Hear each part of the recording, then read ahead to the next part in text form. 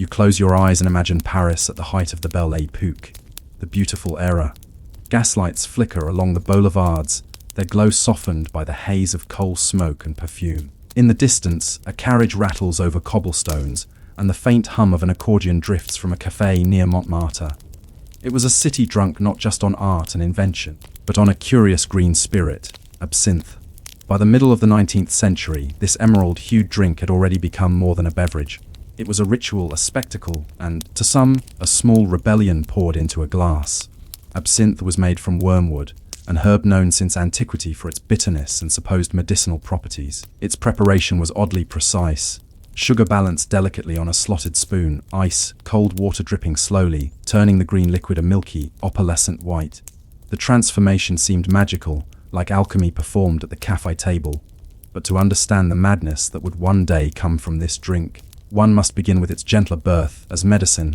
In the late 1700s, absinthe was first concocted in Switzerland, a tonic said to cure stomach ailments, worms and fever. By the 1840s, the French army issued it to soldiers stationed in North Africa to prevent dysentery and malaria. When those soldiers returned home, they brought back a taste for it.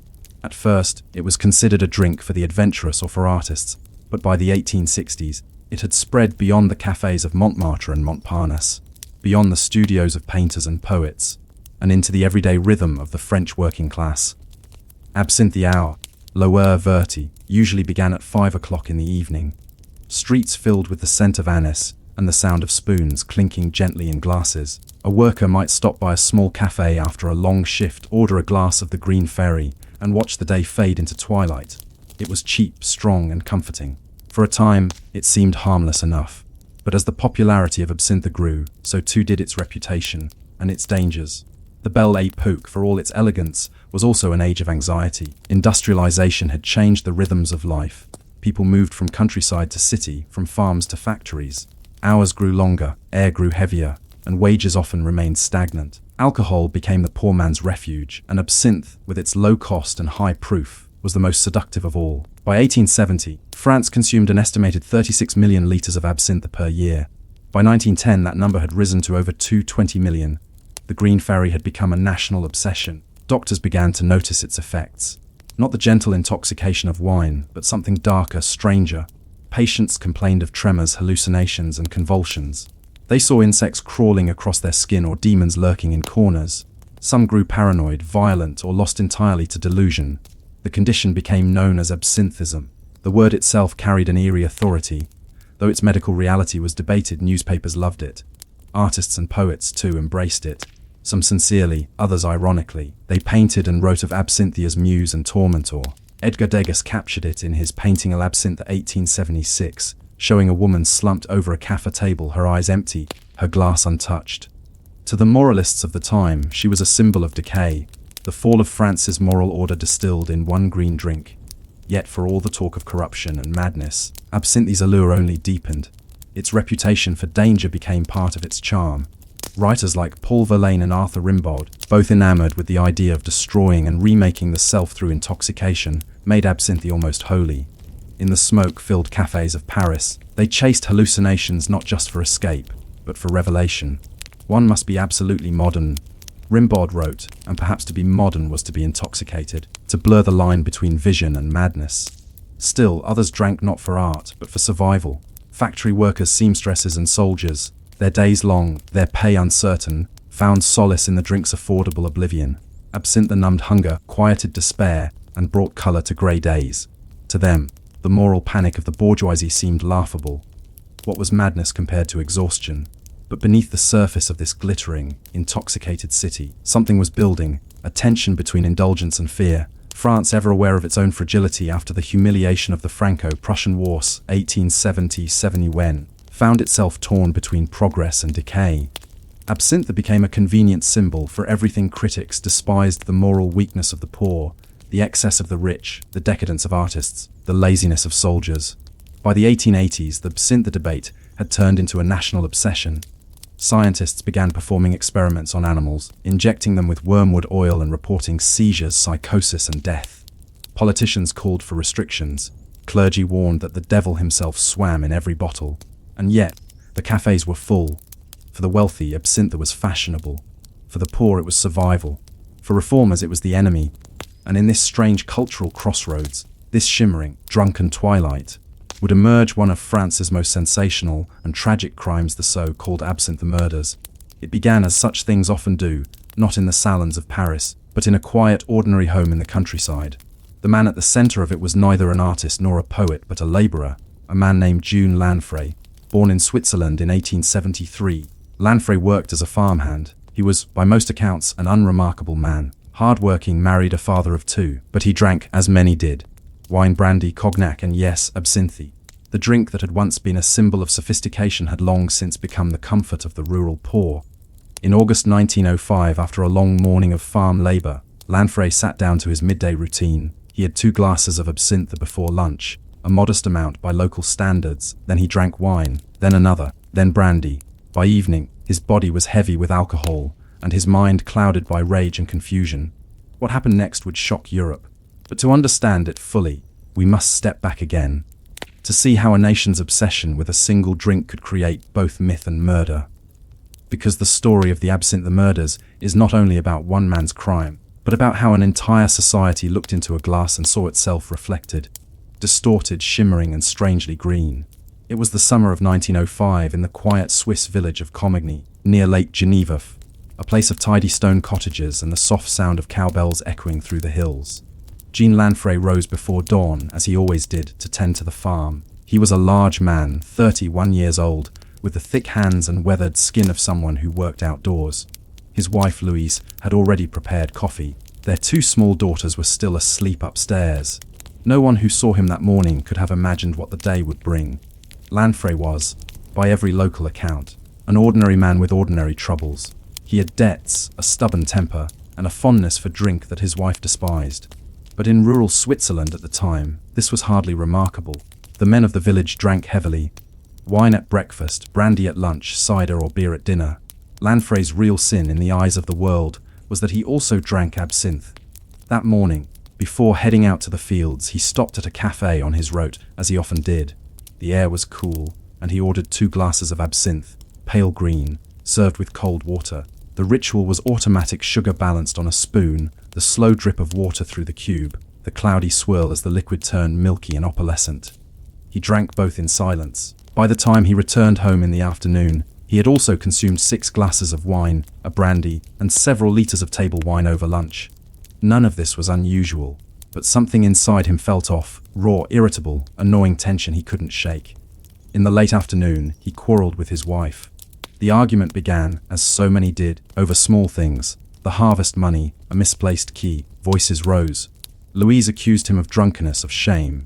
Lanfray's temper snapped. He stormed into another room, grabbed his rifle, and returned. The first shot struck Louise in the head. She fell instantly. The sound startled their eldest daughter, Rose, who rushed to the doorway. Lanfray turned and shot her as well. Then, in a fit of despair or confusion, he went upstairs and shot his youngest, Blanche, still asleep in her crib. He then attempted to take his own life, placing the rifle under his chin and firing. The bullet tore through his jaw and lodged in his skull, but miraculously, he survived. When the neighbors arrived, drawn by the sound of gunfire, they found him lying unconscious, his family dead. The scene was horrifying, not only for its brutality but for its sheer senselessness. In the following days, newspapers across Switzerland and France would print the details with morbid fascination. Headlines screamed of the Absinthe Murders, the Green Fairy's Curse, the drink that kills. Lanfray's name became synonymous with madness. At first, local authorities simply recorded it as a case of domestic violence fueled by drunkenness, a tragic but familiar story. But then came the medical reports. When physicians examined Lanfray, they noted his long history of heavy drinking and the presence of alcohol in his system. But they also noted something else: 2 glasses of absinthe consumed earlier that day. The combination, though minor compared to the wine and brandy, became the focus of the trial. It was here that the myth of absinthism reached its climax. Doctors testified that wormwood, one of absinthe's key ingredients, contained a compound called thojone, a neurotoxin that could cause convulsions, hallucinations, and insanity when consumed in large quantities. One expert, Dr. Alphonse Magnan, claimed to have induced seizures in animals using pure wormwood oil. To the public, this was proof. If wormwood could drive dogs mad, why not men? The newspapers seized the story with feverish energy. "The devil's drink," cried one headline in Le Matin. "Absinthe, the murderer in the bottle," declared another. Never mind that Lanfray had consumed an extraordinary amount of other alcohol that day. The absinthe alone became the villain. It was more convenient that way. By 1905, absinthe had already been under fire from France's growing temperance movement. For years, social reformers and Catholic groups had been campaigning for its ban, calling it the root of poverty, violence, and moral decay. The Lanfray case gave them a perfect, horrifying example to rally behind. At the trial, the defense argued that Lanfray was simply drunk, that his actions were the result of alcohol poisoning, not demonic possession by a green spirit. But the prosecution pressed the more sensational angle: absinthe induced madness. They pointed to his 2 glasses of absinthe that morning, conveniently ignoring the liters of wine and brandy that followed. The courtroom audience murmured as witnesses described the absinthe gaze, the empty, glassy stare of those addicted to the drink. Lanfray himself, pale and scarred from his suicide attempt, seemed a broken man. He wept openly, claiming he loved his wife and children and could not remember the act. "I was mad," he said softly. "It was the absinthe that drove me mad." The verdict was guilty, but with mercy. Lanfray was sentenced to 30 years in prison. Less than 3 days later, he hanged himself in his cell. The tragedy might have ended there, a sorrowful footnote in a century filled with them, but it did not. The case ignited a national movement. Across Switzerland and France, protests erupted. Temperance groups demanded immediate bans on absinthe. Pamphlets circulated showing images of the green fairy transformed into a skeleton whispering murder into the ears of drunkards. In cafés, nervous patrons began ordering wine instead. The Absinthe Murders had achieved what decades of quiet campaigning could not: a moral panic that swept the continent. Within months, municipalities across Switzerland began passing local bans. By 1908, the Swiss government held a national referendum on the issue. The result was overwhelming: absinthe would be outlawed. The ban was formally enacted in 1910. France followed soon after. Politicians cited the Lanfray case repeatedly, calling it proof of absinthe's deadly influence on the national character. The ban would take effect in 1915, at the height of the First World War. Soldiers were to be sober, disciplined, not haunted by green dreams. Yet, beneath all the fear and rhetoric, many historians later noted a quieter truth. Absinthe had become the scapegoat for broader social ills: alcoholism, poverty, domestic violence, and class anxiety. The same effects blamed on absinthe could just as easily be attributed to cheap brandy or wine. But those were too deeply woven into French culture to attack directly. Absinthe, with its strange color and foreign origins, made a more convenient villain. The science behind absinthism, too, was shaky. Later analysis of surviving 19th century absinthe samples revealed that the amount of thojone, the supposed hallucinogen, was minimal, far below toxic levels. Most of the madness attributed to the drink came from simple alcohol poisoning. Still, the myth endured. In posters, sermons, and political speeches, absinthe became the embodiment of all that was decadent and dangerous about modernity. It was the liquid reflection of everything society feared: excess, temptation, the blurring of reason and desire. And so, by 1915, the drink that once symbolized Parisian elegance and artistic freedom was gone, outlawed, demonized, and forgotten. Bottles were smashed, distilleries shuttered, and entire livelihoods erased. But in the smoky cafés of Montmartre, a few whispered differently. Painters and poets mourned their muse. "They have killed our green fairy," one artist reportedly said, raising a glass of pale wine in mock salute. "And what will we dream with now?" The irony was not lost on them. In trying to clean society of madness, France had perhaps erased a piece of its own soul, the spirit of creativity, rebellion, and melancholy that had defined an age. And yet, for all its tragedy, the story of the Absinthe Murders was not over, because even after its ban, the legend of the green fairy refused to die. She lingered in paintings, in poems, and in the quiet corners of history, a ghostly reminder of how quickly beauty can turn to fear. But was absinthe truly to blame for Jean Lanfray's crime, or was it merely the reflection of a deeper, more human darkness, one that no law, no ban could ever erase? The story of absinthe might have ended in 1915, buried under the weight of scandal, morality, and war. France was exhausted then, its sons dying in the trenches, its cafés emptied of laughter and music. The green fairy, once the muse of poets and painters, had become a ghost. For years after the ban, her absence was barely noticed. The world had larger horrors to face. The Great War reshaped everything: politics, technology, art, even the idea of what it meant to be human. The smoky cafés of Paris became quieter, their tables filled with soldiers and nurses instead of artists and dreamers. Wine and brandy returned to dominance. They were patriotic drinks, safe and familiar, but absinthe, that strange emerald elixir, remained outlawed. In the years that followed, the myth only grew. People whispered about hidden bottles smuggled across borders, or homemade versions distilled secretly in cellars. In the mountain villages of Switzerland, farmers still made their la bleu, clear absinthe distilled quietly behind shuttered windows. It was no longer the fashionable drink of Montmartre, but a small act of defiance. Meanwhile, absinthe's image hardened into legend. It became the forbidden muse, the symbol of a bygone age of decadence and genius. Painters like Toulouse-Lautrec and Van Gogh, poets like Verlaine and Baudelaire, were remembered as its disciples. Their struggles, mental illness, addiction, despair, became intertwined with the drink itself. When people spoke of the Belle Époque, they often spoke of absinthe, of smoky rooms and green-tinted glasses, of wild laughter and slow ruin. The truth and the myth blurred together like sugar dissolving in water. But time, as it always does, began to soften judgment. By the mid-20th century, researchers had started to re-examine the science behind absinthe's infamy. Chemists studied antique bottles and discovered something surprising: the thojon content, the chemical blamed for hallucinations and madness, was far too low to cause such effects. In other words, absinthe was no more dangerous than any other strong liquor. The supposed absinthe madness of the 19th century had been a social fiction, a reflection of fear, class anxiety, and moral panic rather than chemistry. It was a familiar pattern in history. When a society cannot control its vices, it chooses a single villain to blame. In the 19th century, that villain had been absinthe. In truth, the green fairy had never been supernatural at all, only misunderstood. As the 1900s progressed, small cultural movements began to reclaim her. Writers of the 1960s and 1970s, fascinated by forgotten bohemian culture, rediscovered the rituals of absinthe preparation. The slow drip of water through sugar, the milky bloom called the lauchi, the faint scent of anise and herbs. It was not madness they found in the glass, but melancholy beauty, a taste of another world. Then, in the 1980s and 1990s, the bans began to lift. First in the United Kingdom, then in the European Union, and finally in France and Switzerland. The nations that had once denounced absinthe as poison now quietly legalized it again, under controlled conditions. The modern versions were tested, standardized, and free of the exaggerated dangers once imagined. In 2005, exactly a century after Jean Lanfray's crime, Switzerland repealed its absinthe ban. France followed in 2011 after nearly 100 years. It was as though history itself had sobered up.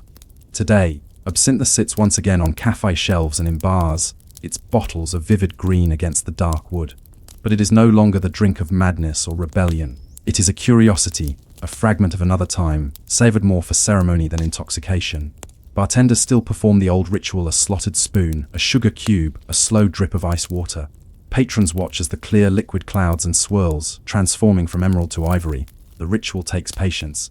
In a world of speed and noise, perhaps that is its quiet gift, a reminder that beauty can be slow, and yet beneath the calm surface, the legend still lingers. Even now, when people sip absinthe, they think of the artists who once worshipped it, of Van Gogh and his madness, of Verlaine's drunken verses, of Degus's haunted woman staring into her glass. The myth has become inseparable from the drink, like the scent of an old perfume that never quite fades. But history offers another, softer reflection. Absinthe was never just about intoxication. It was about escape, from poverty, from monotony, from the constraints of industrial life. For the artists of Paris, it was the dream of breaking free. For the workers of France, it was the dream of resting, however briefly, from the weight of exhaustion. It gave color to lives that had grown gray, and sometimes that small comfort was enough to seem dangerous. Looking back now, more than a century later, the story of the Absinthe Murders reads less like a tale of madness and more like a mirror, one that shows us how societies invent their monsters. When life becomes uncertain, people look for something to blame: a substance, a symbol, a single tragic man. Jean Lanfray's name, once splashed across every newspaper, is mostly forgotten now. His crime is remembered not for its human sorrow, but for what it represented: the end of an era, the fall of the green fairy. Yet the irony remains. The same culture that condemned absinthe later immortalized it in paintings and literature. It became art, not poison, nostalgia, not fear. In the Louvre, Degus's L'Absinthe still hangs quietly, its muted tones drawing the eye. The woman in the painting stares blankly ahead, her drink untouched. To some, she represents despair. To others, contemplation. And to a few, perhaps she represents forgiveness, the calm after the storm of judgment. If you look long enough, you can almost see her blink, as if waking from a long, green dream. Outside, the Paris of today hums with life. The cafés of Montmartre are crowded again, with tourists, writers, painters, and musicians. The air smells faintly of coffee and rain, not absinthe. Yet in some dim corner on a quiet street, you might still find a bar that serves it the old way. A glass, a spoon, a cube of sugar, the drip, drip, drip of water. And as the drink clouds and swirls, the ghost of the Belle Époque returns, not as madness, but as memory. The laughter of artists, the clink of glasses, the whisper of the green fairy who once promised beauty and despair in equal measure. In the end, perhaps the story of absinthe is not a story about alcohol at all. It is about longing, for escape, for transformation, for the strange and shimmering moment when reality blurs into dream. A moment that passes quickly, leaving only a taste of sweetness and something bitter beneath. And so, as the last drops fall into the glass, you might wonder, was it truly absinthe that drove people mad? Or was it simply the human desire to touch something beautiful, even if it burns? The question remains, suspended like the final drop of water on the spoon, trembling, silent, and endlessly reflective. The first sound is not of engines or machines, but of steel meeting ice. A sharp rhythm, scrape, scrape, scrape, echoing across the frozen surface of a pond in Massachusetts. The year is 1845. The air is pale with winter light, and the men move like figures in a quiet bollet, their breaths visible in small clouds. They are cutting the year's harvest, not wheat or corn but ice. Each block, when cut, will weigh nearly 100 pounds. They will be dragged by horse and sleigh to the edge of the pond, hoisted into wagons, and taken to insulated ice houses that stand like silent wooden cathedrals beside the shore. From there, some of these frozen slabs will travel astonishing distances, to the Caribbean, to India, even to Australia. The ice trade of the 19th century was one of the strangest, most fragile industries in history. It existed in that narrow window between the age of sail and the age of steam, between natural rhythm and industrial precision, when winter itself was a commodity. The work began each year with patience. In December, when the first thin layer of ice formed, the men would watch and wait. It needed to be at least a foot thick before it could be cut safely. Too soon and the ice would crack beneath their boots, too late, and the thaw would come before the harvest was done. By January, the ponds gleamed smooth and white. Teams of laborers arrived with long saws, ice plows, and horses fitted with studded shoes. They wore heavy coats of wool, scarves wrapped tightly around their faces. The foreman, often a veteran of many winters, would test the ice with an iron bar. If the sound was solid, deep, and musical, the harvest would begin. The process was rhythmic, almost hypnotic. Men marked out grids using ropes and chalk, then scored the ice into neat rectangles with metal blades. Horses pulled long iron cutters in straight lines, each pass deepening the grooves. Finally, men with saws finished the cuts, freeing the great blocks with careful precision. The blocks would be guided along channels cut into the ice, floating gently like ghostly ships, until they reached the shore. There, wooden ramps and pulleys carried them upward into the ice house, a tall barn, like building lined with sawdust for insulation. Inside it was dim and cold even in summer. The workers stacked the blocks tightly, layer upon layer, sprinkling sawdust between them to prevent melting. The structure breathed faintly, exhaling cold through its wooden slats, as if alive. One such ice house, belonging to a man named Frederick Tudor, stood on the edge of Fresh Pond near Cambridge, Massachusetts. Tudor was known across America, and later the world, as the Ice King. His story was improbable, almost absurd at first glance. In 1806, at the age of 23, he filled a ship with ice cut from his family's pond and sent it to the Caribbean island of Martinique. The locals laughed when the ship arrived. Ice. In the tropics, they called it a folly. Tudor's frozen water will melt before he sells a pound of it, wrote one paper. But Tudor persisted. He built better ice houses, learned how to insulate cargo with sawdust and cork, and convinced Caribbean hotels and colonial governors that chilled drinks were a mark of sophistication. Within decades, he was shipping ice across half the globe. In the sweltering port of Calcutta, British officers could sip cold drinks thanks to ice harvested thousands of miles away in a New England winter. The journey from Boston to India took 4 months by sea. Much of the cargo melted, but enough survived to make a profit. It was, in its quiet way, miraculous. By the mid-19th century, the ice trade had become a global enterprise. Entire towns in New England revolved around it. Men, horses, carpenters, blacksmiths, and sailors all depended on the rhythm of freezing and thawing. In some winters, over 100,000 tons of ice left Boston Harbor, bound for ports around the world. The ice itself was prized like crystal. It had to be clear, pure, and free of bubbles or impurities. Ponds that produced the finest ice, such as Fresh Pond or Lake Wenham, were celebrated in advertisements as though they were vineyards. Wenham Lake ice became a fashionable commodity in London and Paris. Queen Victoria herself was said to prefer it in her drinks. In cities like New York, ice delivery became a part of daily life. Each morning, the Iceman would arrive in his wagon, tongues glinting, and carry blocks up the stairwells of apartment buildings. Housewives listened for the knock, wrapped the block in cloth, and placed it in the wooden icebox that kept their milk and butter from spoiling. Children loved the Iceman, not just for the cool mist that followed him, but for the small chips he sometimes handed out as treats on hot days. But the work was grueling. Men stood for hours on frozen ponds, soaked to the knees, their hands numb. A misstep could send a worker plunging into the dark water below. The pay was modest, the labor seasonal. And yet, each winter they returned, because the world's comfort depended on their harvest. The ice trade connected worlds that had never touched before. It made tropical luxury possible. It kept hospitals cool. It preserved food, fish, and meat. In an age before electricity, ice was civilization's quiet miracle, and all of it depended on weather, on the simple, stubborn fact of cold. In a warm winter, when the ponds did not freeze deeply enough, the economy trembled. Prices rose. Merchants worried. Newspapers printed anxious reports about the thin ice situation. A mild January could ruin fortunes as surely as a drought ruined crops. There was no control, no technology to force the hand of nature. The Icemen lived by patience and luck. Each year they repeated the same rituals, marking, cutting, stacking, while knowing that one warm season could end it all. Theirs was a business balanced on the breath of winter. And yet, even as they worked, a quiet revolution was forming, invisible at first, but unstoppable.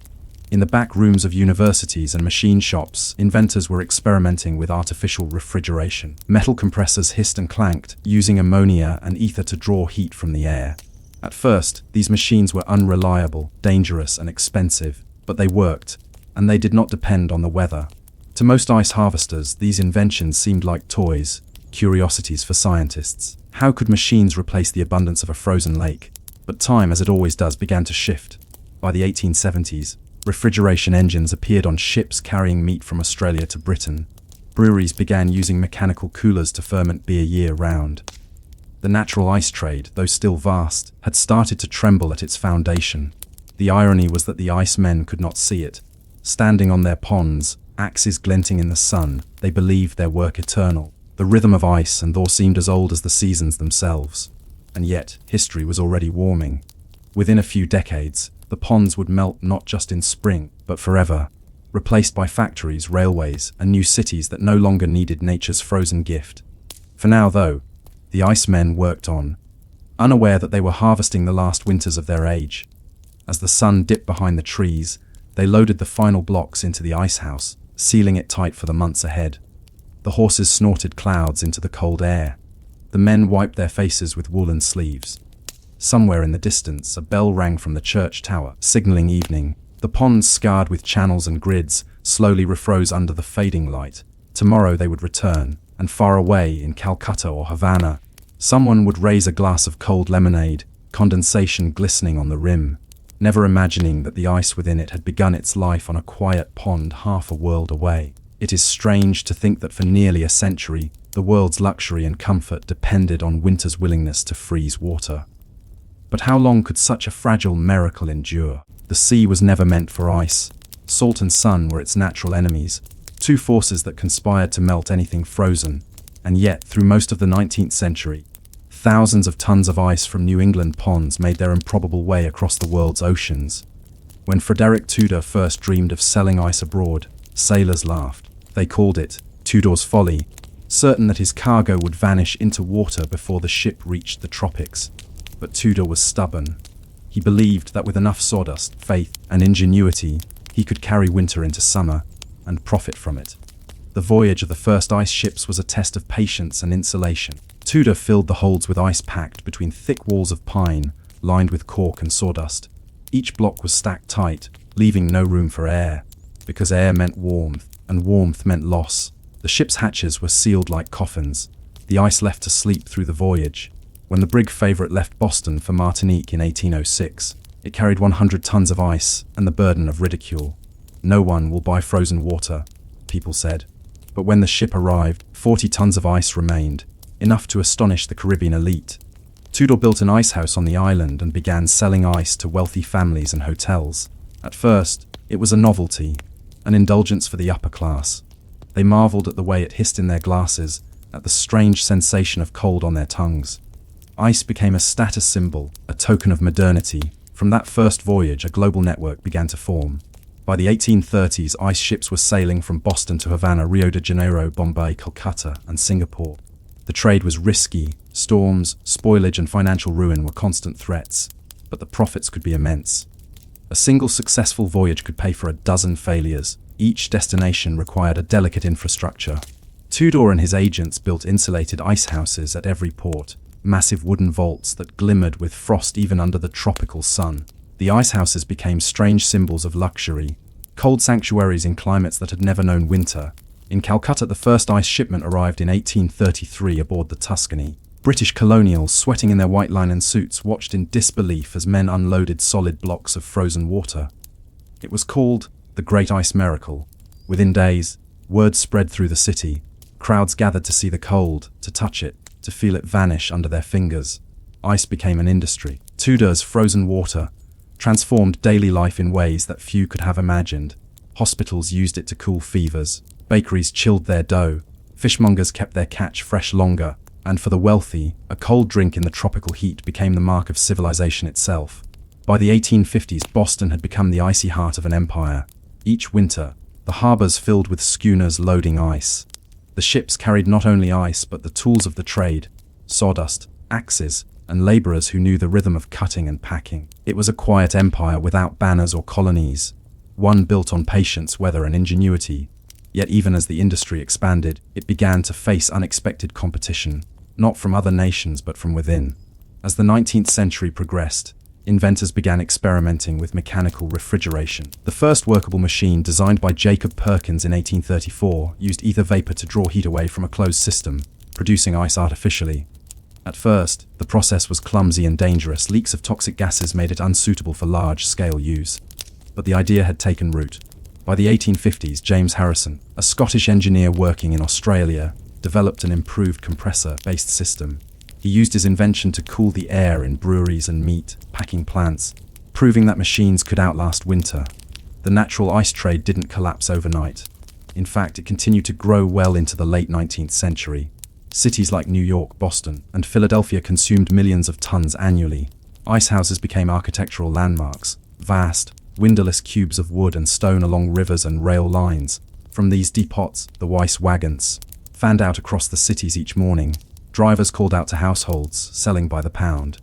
The tinkling of tongs, the thud of a block landing in an icebox. These were the sounds of summer in industrial America. In homes, the icebox became a symbol of domestic progress. Made of polished oak and lined with zinc or tin, it could hold 40 to 100 pounds of ice. Housewives learned to wrap their perishables carefully, to drain the meltwater daily, and to plan meals around the delivery schedule. The Iceman was part of the social fabric. He saw into every kitchen, knew every family's habits. Who could afford an extra block in July? Who stretched a single delivery for a week? Yet the trade's dependence on nature remained its greatest weakness. When warm winters struck, panic rippled through the cities. Newspapers carried alarming headlines. No ice harvest? Prices double? In 1880, an unusually mild season caused shortages across New England. Merchants scrambled to import ice from Canada and Maine. In some cities, supplies ran so low that restaurants and hospitals rationed their usage. Nature's unpredictability was both the trade's foundation and its doom. Meanwhile, mechanical refrigeration quietly matured. The earliest adopters were industrial, breweries, meat shippers, and dairy companies who needed reliability. In the 1870s, the first refrigerated railway cars appeared in the United States, followed by ocean-going reefer ships.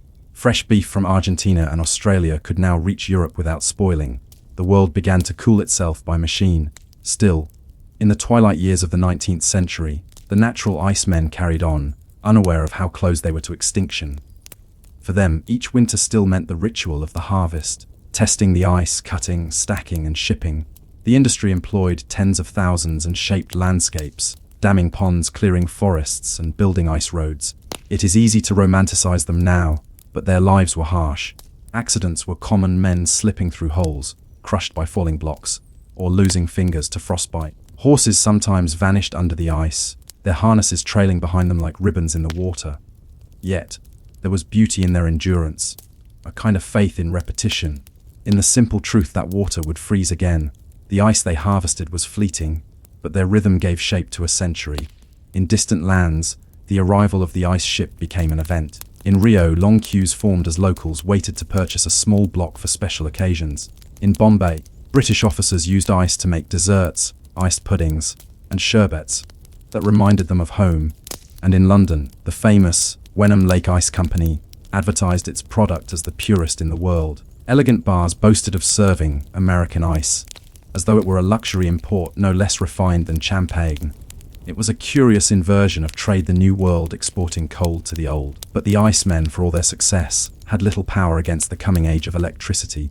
In 1877, a Chicago engineer named Carl von Linde developed an efficient, practical refrigeration system using ammonia compression. It was compact, scalable, and, most importantly, cheap. Within a few decades, breweries, dairies, and meat packers across Europe and America adopted it. By the turn of the 20th century, mechanical refrigeration was no longer experimental, it was inevitable.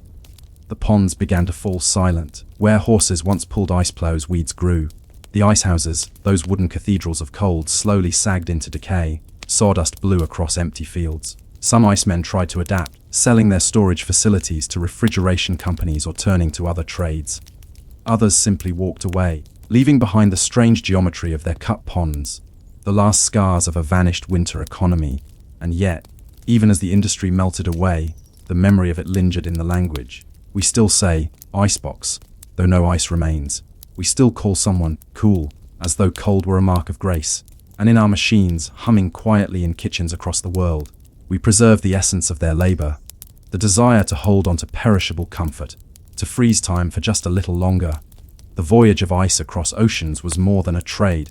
It was a metaphor for the human urge to conquer nature, to turn seasons into commodities, to make the fleeting endure. For nearly a century, people drank from that dream.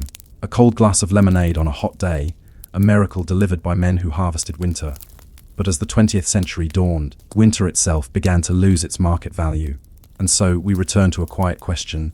When comfort becomes effortless, what happens to the people who once worked for it? By the dawn of the 20th century, the ponds of New England were still freezing each winter, but something had changed. The horses stood idle, the saws were rusting, and the ice houses, those grand, timbered cathedrals of cold, were half empty. The world no longer needed nature's ice. Cities were warming in more ways than one. Electric grids glowed at night, railroads connected continents, and the first home refrigerators began to appear in the houses of the wealthy. A century of frozen labor was quietly melting away. In the old ice towns, places like Rockland, Maine, and Charlestown, Massachusetts, the silence was uncanny. For generations, entire communities had lived by the freeze. Men measured their fortunes in inches of ice. Children grew up knowing the sound of saws on frozen ponds. Now, the stillness of a mild winter carried a different sound, the end of an era. It did not happen all at once. For a while, the two worlds overlapped. In the 1910s, ice wagons still clattered down cobbled streets, even as electric refrigerators began humming in the parlors of the rich. Housewives would peer at these new machines with curiosity, sometimes suspicion. Does it really make its own cold, they asked, half in wonder, half in disbelief. For centuries, cold had been a gift from nature, fleeting and unpredictable. The idea that one could summon it by turning a dial seemed almost unnatural. But progress, once begun, moves with quiet inevitability. By the 1920s, mechanical refrigeration had spread from breweries and meatpackers to corner stores and homes. The first less ice boxes, appeared in advertisements promising cleanliness, convenience, and freedom from deliveries. They were marketed especially to urban women, symbols of modern domestic efficiency. The ice men, who had once been part of every city's heartbeat, began to vanish from the streets. Their departure was slow, like a thaw. Children who once ran to greet the ice wagon now ran toward the hum of the electric fan. The men who had carried heavy tongs and braved frozen ponds found themselves without a trade. Some took jobs in the very refrigeration companies that replaced them. Others turned to construction or transport work. The old ice houses lingered like ghosts. In summer, their timber walls creaked in the heat. Farmers sometimes used them for grain or apples, but most were abandoned. Sawdust, once so precious for insulation, drifted across the floors like snow. Nature itself seemed to turn indifferent. Warm winters came more often. The ponds no longer froze as deeply. Newspapers stopped reporting the thickness of ice, a ritual once followed as faithfully as the weather. What had been a national industry became a curiosity, then a memory. By the 1930s, the last major commercial ice harvests took place on Maine's Kennebec River. The men worked as their fathers had, horses pulling plows, saws biting through ice, teams shouting across the frozen expanse. But they knew it was the end. A reporter from the Saturday Evening Post visited one such harvest in 1936. He described the scene with quiet melancholy. They cut the ice as though nothing had changed. The horses strained, the men sang old songs. But no ships waited in the harbour. No trains came for the blocks. The icehouse doors were open to the wind, and the sawdust smelled like history. After that winter, the trade melted away almost entirely. And yet, even as the work disappeared, the idea of ice, the cultural meaning of cold, only grew. In cities around the world, refrigeration transformed life in ways that few could have predicted. Food lasted longer. Illness from spoiled milk declined. People could store meat, fruit, and vegetables across seasons. The rhythm of survival changed. For the first time in human history, freshness became ordinary. Restaurants thrived, breweries expanded, a global cold chain linking farms, factories, and ships quietly reshaped civilization. The cold became invisible, but essential. And with it, something else changed: our relationship with time. In the old world, perishability had been a constant reminder of mortality. Milk soured, fruit rotted, ice melted. The icemen knew this intimately. Their work was a daily fight against decay. To preserve something, food, comfort, life itself, was to buy a few extra days against the inevitable. Refrigeration softened that truth. It made impermanence less visible.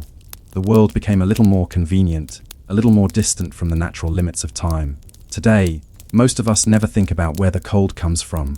We open a freezer and expect it to obey. Yet each quiet hum of the compressor is an echo of those men who once waited all year for a pond to freeze.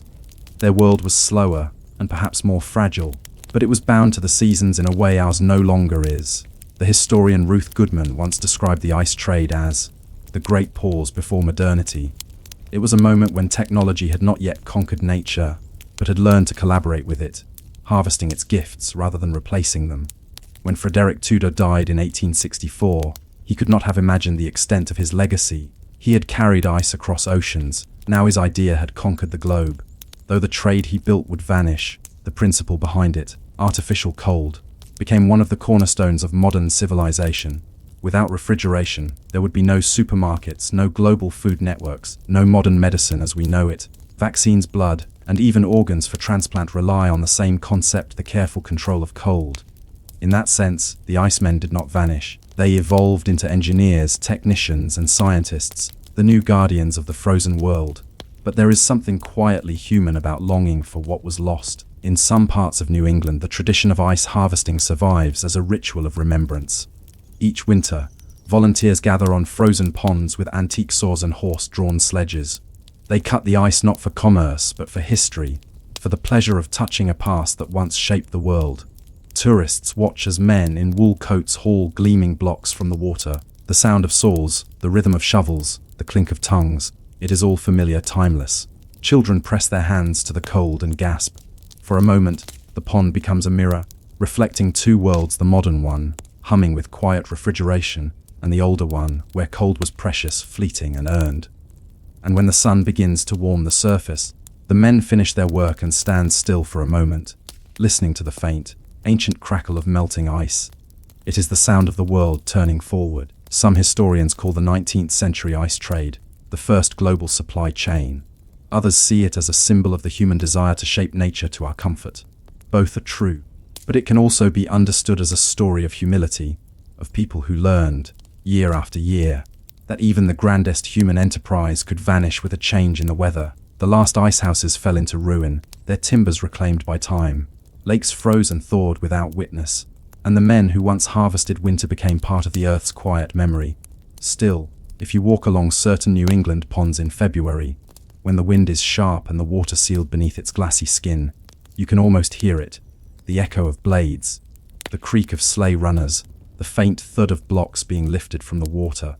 It is the heartbeat of a vanished industry, the sound of human endurance in the face of impermanence. The world moved on, but the rhythm of the Icemen remains, deep beneath the surface, frozen in time. Because history, like water, always remembers the shape of its container. Before there was glamour, there was smell. In the 18th and early 19th centuries, Paris was not the gleaming city of lovers, poets, and painters that we imagine today.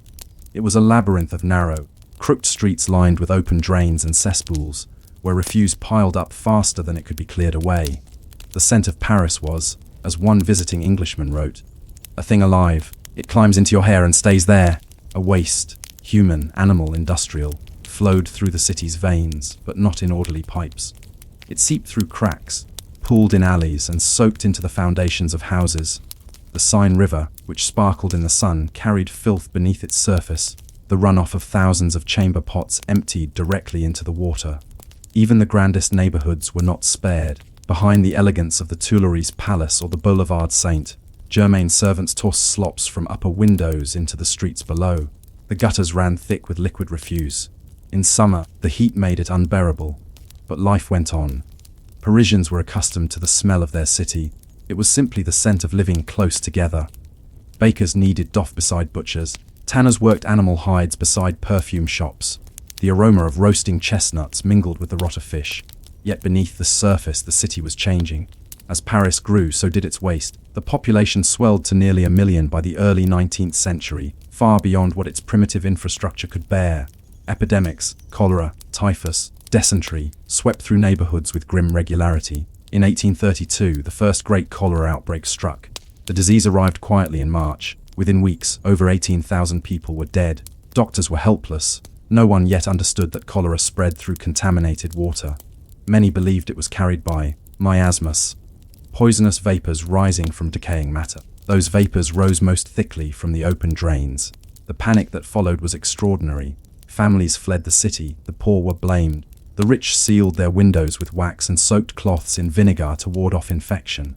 But the truth, though unknown at the time, lay not in the air, but in the water running beneath their feet. The crisis exposed an old problem. Paris's sewers were a patchwork of forgotten tunnels and collapsing conduits dating back centuries. Some dated to medieval times, built by monks to drain monasteries.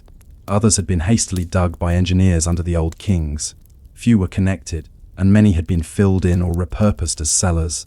The system was so chaotic that city officials often lost track of where certain drains led. Some streets had no sewers at all. Waste simply disappeared into the earth. It was not until Baron Georges Eugène Haussmann, appointed prefect of the Seine by Emperor Napoleon III in 1853, that Paris's transformation truly began. Haussmann is remembered for the boulevards, the wide, elegant avenues that cut through the medieval maze. But his most ambitious work lay underground. He believed that a modern city must be as beautiful below ground as above. He found his ally in an engineer named Eugène Belgrand. Belgrand was not a romantic, he was a mathematician, a hydrologist, a man who thought in gradients and flow rates. To him, the sewer was a living system, one that could be designed with grace and precision. Together, Haussmann and Belgrand set out to build a new Paris from the roots up. Their vision was staggering, a vast network of vaulted tunnels, large enough for men to walk through upright, where every drop of rainwater and waste could be guided by gravity toward the Seine. The new sewers would not be hidden shamefully beneath the ground, but celebrated as the arteries of the modern city. Construction began in the 1850s. Beneath the streets, bricklayers and masons worked by lantern light, their reflections glimmering in trickles of water.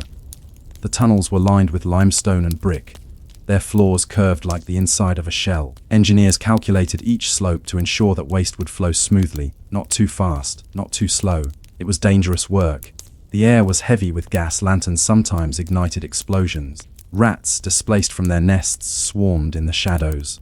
The men worked for long hours in the damp, their boots sinking into mud. Yet many took pride in the project. They knew they were building something lasting. Above ground, Haussmann's boulevards rose, straight, elegant, and lined with identical fades, while below, Belgrand's tunnels mirrored them almost exactly. Each street had its corresponding sewer like a shadow. When the new system opened, it was nothing short of revolutionary. By the 1870s, Paris possessed one of the most advanced sanitation networks in the world. Water flowed in and out of the city in two separate systems: fresh water for drinking and cleaning, wastewater for removal.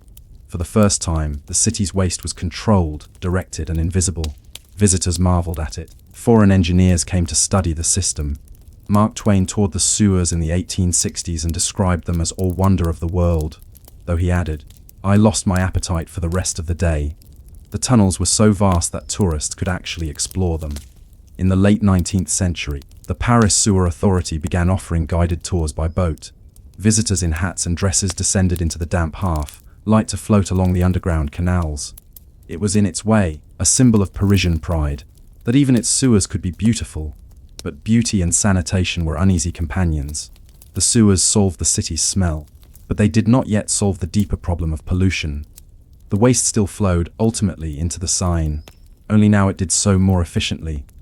The river, once the city's source of life, became its poisoned artery. By the end of the 19th century, Parisians had exchanged the stench of the streets for the silent contamination of their water. Yet no one could deny that the transformation had changed the city. The sewers represented a new philosophy, one of control, order, and cleanliness. Paris had entered the modern age. It is difficult now to imagine how profound this change was. A generation earlier, to be a Parisian meant to live surrounded by filth. Now, it meant to live above one of the greatest feats of engineering in Europe. But with every advance comes a shadow. The sewers made waste invisible, but in doing so, they also made it easy to forget. What had once been a shared, unpleasant reality became something unseen, managed by others. The citizens of Paris no longer thought about where their refuse went, only that it went away. The system worked so well that it inspired imitation across the world, from London to New York. Yet beneath the triumph lay a quiet irony. The cleaner the surface became, the dirtier the unseen depths grew. And so, as the century turned, Paris found itself living in two worlds, one of light and one of shadow. Above ground cafés, carriages, and gas lamps, below the endless murmur of running water, echoing through miles of tunnels. The city of light had built its twin, a city of darkness, flowing silently beneath its feet. It is there that our story descends next, because while Haussmann and Belgren built a system of order, the people who worked within it, the égoutiers, the sewer men, lived lives few ever saw. They labored in the damp tunnels, wading through the forgotten veins of the city. Their stories, humble and strange, reveal how civilization survives only through those willing to toil unseen. And even today, beneath the polished streets and glittering lights of Paris, they remain, the quiet custodians of its underworld. You can imagine it: the faint hiss of lanterns, the steady sound of water flowing beneath a vaulted ceiling of stone. In the distance, a low rumble like thunder that never ends, the echo of Paris itself, humming faintly above. Here, in the mid-19th century, the égoutiers, the sewer workers, moved like ghosts through the veins of the city. They were the guardians of an empire no one wanted to see. Their job was simple, in theory, to keep the tunnels clear, but the work was anything but simple. Every day they waded through waist-high water, inspecting the flow, clearing blockages, repairing cracks. They carried heavy iron rakes, shovels, and lanterns, tools that rusted as quickly as they were used. The tunnels were vast, yet claustrophobic. Some were tall enough to stand upright, others barely high enough to crawl. The men often lost their sense of direction. Only the sound of the water told them which way the current, and the city, flowed. The smell was constant, though they grew used to it. They joked that after a few months, you could smell nothing else. One sewerman wrote later in his memoir that, "When I return to the surface, the clean air burns my lungs. The sewers are home now." Their world had its own strange beauty. Brick walls glistened with moisture. Faint beams of light filtered down through ventilation shafts. Sometimes, in the silence, the men heard the muffled sounds of carriages above, a reminder that life continued unaware. A few meters higher, it was dangerous work. Gas built up in pockets, methane, hydrogen sulfide, invisible and deadly. A single spark could ignite an explosion. To guard against it, the men carried canaries in cages, as miners did. If the bird grew quiet, they knew to retreat. Drowning was another constant threat. A sudden storm could send torrents of rainwater flooding the tunnels. Workers learned to listen for the faint rumble that meant water was coming. If they were too far from an exit, there was little hope. And yet, for all its dangers, the job carried a strange pride. The égoutiers were civil servants, members of a brotherhood that kept the city alive. They wore uniforms, blue canvas jackets, leather boots, and caps with brass insignia. Each morning, they reported for duty at the Caserne de l'Assainissement, the sanitation barracks, where they received their assignments for the day. There was hierarchy even underground. The most experienced men worked in inspection or repair. Newcomers shoveled debris and cleared waste by hand. Promotions were rare, but camaraderie was strong. In the tunnels, everyone was equal, stripped of class, status, or wealth. They developed their own traditions, their own slang. They called the water the soup, and the large collectors the boulevards. They referred to the city above as the ceiling. The oldest workers were treated with reverence, men who knew every turn and curve by memory. Their work was invisible, but essential. Without them, the sewers would clog, the tunnels flood, and the streets above would return to chaos. And so, while the citizens of Paris dined in cafés and promenaded under gas lamps, the aiguetiers toiled below, unthanked, unseen, but quietly proud. Some Parisians saw them as figures of fascination. By the late 19th century, guided tours of the sewers had become a curious form of entertainment. Well-dressed visitors descended by ladder into the damp tunnels, escorted by uniformed workers who acted as guides. Imagine the scene: ladies in lace gloves and gentlemen in bowler hats gliding through the tunnels on flat-bottomed boats, their faces lit by flickering lamps. The air was cool and faintly foul, yet they marveled at the architecture. The neat brick arches, the elegant curvature of the tunnels. It was, paradoxically, both revolting and beautiful. For the aiguetiers, these tours were an opportunity. They were paid extra to operate the boats and explain the workings of the underground system. Some became minor celebrities. Tourists sent them postcards and photographs. In time, the sewers became almost mythic, a hidden city beneath the city, full of mystery and romance. Writers were drawn to it. Victor Hugo, who walked the tunnels himself, immortalized them in Les Miserables, 1862. In one of the novel's most famous scenes, Jean Valjean carries the wounded Marius through the sewers, pursued by the police. Hugo described the tunnels as a dark labyrinth, a descent into the intestines of civilization. To him, the sewers represented both the filth and the salvation of society, a place where all that was rejected above ground found its way below. Hugo's words transformed the Paris sewers from a purely functional system into a metaphor for the human condition. Beneath the shining surface of civilization lay the collective waste, physical, moral, and spiritual, of humankind. And yet, for the real aiguetiers, the tunnels were neither hell nor allegory. They were simply their workplace. The city depended on them, even if most people preferred not to think about it. They were paid modestly, worked long hours, and rarely rose above their station. Still, many stayed in the job for decades. There was a strange dignity in being part of something so immense, so essential. Each worker was responsible for a small section of tunnel, perhaps a few hundred meters. They came to know every brick, every bend, every sound of flowing water. When they retired, it was said they could navigate the system blindfolded. There were small comforts underground. Rats were common, but cats were kept in the tunnels to control them. Lanterns gave off a soft, yellow light reflected in the running water. Some tunnels even had benches built into the walls, where men could rest during long shifts. Above all, there was a sense of quiet. The city's noise faded. Down there, time seemed to slow. The rhythm of dripping water replaced the clatter of carriages. It was, in its way, a peaceful place. But the sewers also revealed the darker side of urban life. The workers saw everything that Paris threw away, not just refused, but evidence of its secrets. They found jewelry, letters, photographs, even bodies. Now and then, police descended into the tunnels searching for stolen goods or fugitives. The labyrinthine passages made them a natural hiding place. It was said that during the Commune uprising of 1871, rebels used the sewers to move unseen between neighborhoods. Later, during the World Wars, the tunnels became a network of hidden routes for soldiers, spies, and resistance fighters. The sewers had become not just an engineering marvel, but an entire underworld, a mirror of the city above with its own laws, dangers, and inhabitants. By the late 19th century, the sewer system stretched over 600 kilometers. Belgren's successors continued to expand it, connecting every street and district to the grand collectors along the Seine. The city that once drowned in its own filth now carried its waste silently, efficiently, out of sight. And still, the aiguetiers remained, tending to their endless rivers. They became symbols of the modern worker, humble, indispensable, unseen. Artists painted them, journalists interviewed them, and yet few Parisians ever met one in person. They were part of a hidden rhythm, a daily act of maintenance that allowed life above to seem effortless. Perhaps that is what makes the story of the sewers so strangely moving. Civilization depends not on the grand gestures of kings or emperors, but on the quiet labor of those who keep things working, who ensure that water flows, waste vanishes, and the city continues to breathe. Beneath the light, there is always shadow, and beneath every golden age, someone must sweep the tunnels clean. As the 20th century approached, the Paris sewers stood as a triumph of urban design, yet even triumphs decay. New challenges were rising: pollution, industrial runoff, the problem of the Seine itself. The water that once sustained the city was now choking it. And so, the engineers faced a new question: how to make a clean city truly clean, not just on its surface, but at its heart. It was a question that would lead to the next great transformation, and to the birth of the modern environmental movement in Europe. By the dawn of the 20th century, the Paris sewers were more than a triumph of engineering. They were an emblem of modern civilization.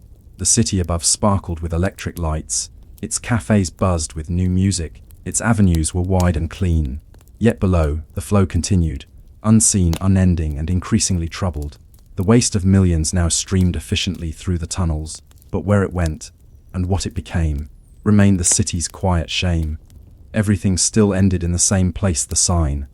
The river that had nourished Paris since ancient times was, by 1900, a dark, sluggish artery. Its waters shimmered with oil, froth, and disease. The fish had vanished. In summer, the smell of the river clung to the air like a ghost of the past, a reminder that cleanliness above had been purchased by pollution below.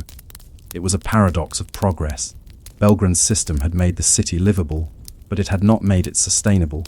The very perfection of the sewers made the problem invisible, and so it grew. The first voices of alarm came not from politicians but from doctors and scientists.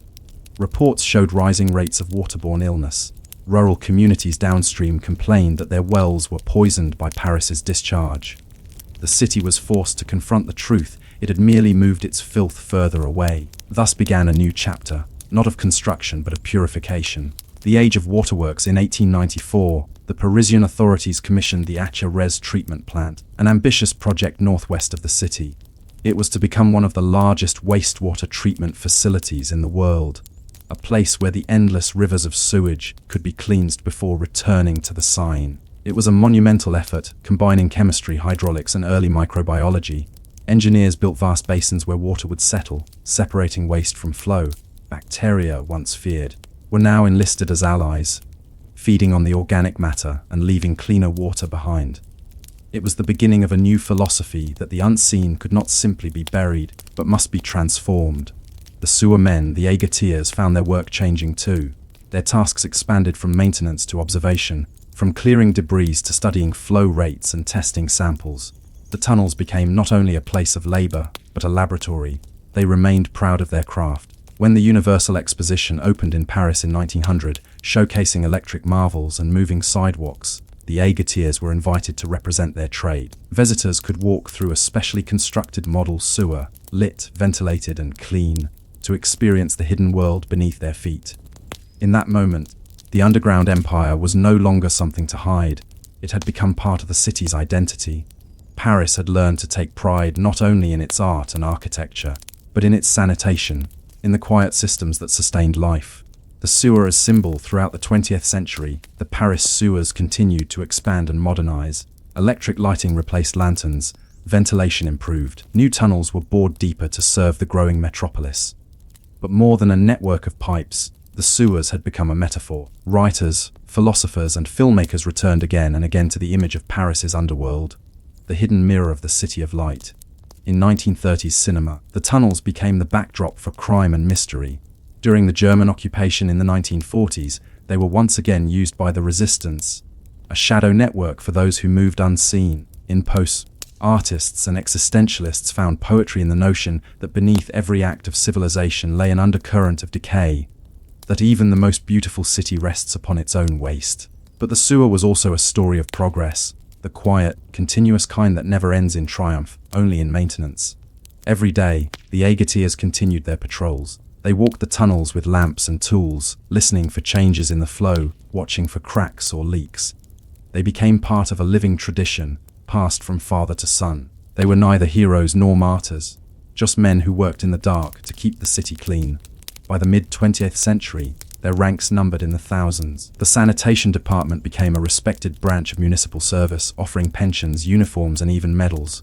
Their camaraderie was famous. In 1952, a journalist who spent a week underground with the sewer workers wrote, "There is no hierarchy down here, only humanity. Every man is equal beneath the streets." Modern transformations. As the century wore on, the challenge shifted once again. Industry had changed the nature of waste. The problem was no longer merely biological, but chemical, dyes, detergents, heavy metals, plastics. The clear water leaving Achrez was not as clean as it seemed. By the 1970s, pollution in the Seine had become a national concern. Public outcry forced the government to strengthen environmental protections. The Paris sewer system, once the pride of progress, was now seen as a relic of an age that believed in endless disposal. And yet, instead of dismantling it, the city adapted. New treatment technologies were introduced: aeration, filtration, chemical neutralization. Monitoring stations tracked water quality in real time. What had once been a hidden network became a data-driven organism, self-aware, almost sentient in its complexity. By the early 21st century, the Seine was cleaner than it had been in generations. Fish returned. Swimmers tested the waters again, tentatively at first, then in organized events. The city that once drowned in its own waste had reclaimed its river. The living museum beneath Paris today, the sewers of Paris are both functional and historical. A section near the Pont de l'Alma has been converted into the Musée des Égouts de Paris, the sewer museum. Visitors walk along metal walkways above flowing water, surrounded by the scent of damp stone and faint minerals. Exhibits trace the evolution of the system, from medieval drains to Belgrin's vaulted tunnels, to modern purification plants. Pipes labeled with street names remind visitors that each boulevard above has its twin below. The museum is both fascinating and strangely peaceful. The hum of pumps, the slow rhythm of dripping water, the echoing acoustics, all create an atmosphere of quiet industry, a reminder that civilization depends as much on its unseen systems as on its monuments. Guides, many of them former sewer workers, speak with pride. They know every curve, every echo. They point out the marks left by 19th century masons, the initials carved into old bricks, the rusting gates that once held back floods. For them, it is not a place of filth, but of history, a cathedral of utility. Reflections beneath the light. It is easy, walking the glittering streets of Paris, to forget what lies below. To sit beside the Seine on a summer evening, the water calm and luminous, and imagine it as eternal and pure. But every stone, every bridge, every street is balanced upon that network of tunnels, upon centuries of labor, planning, and persistence. The Paris sewers remind us that progress is rarely glamorous. It is built from patience, from the slow work of those who will never see their names remembered.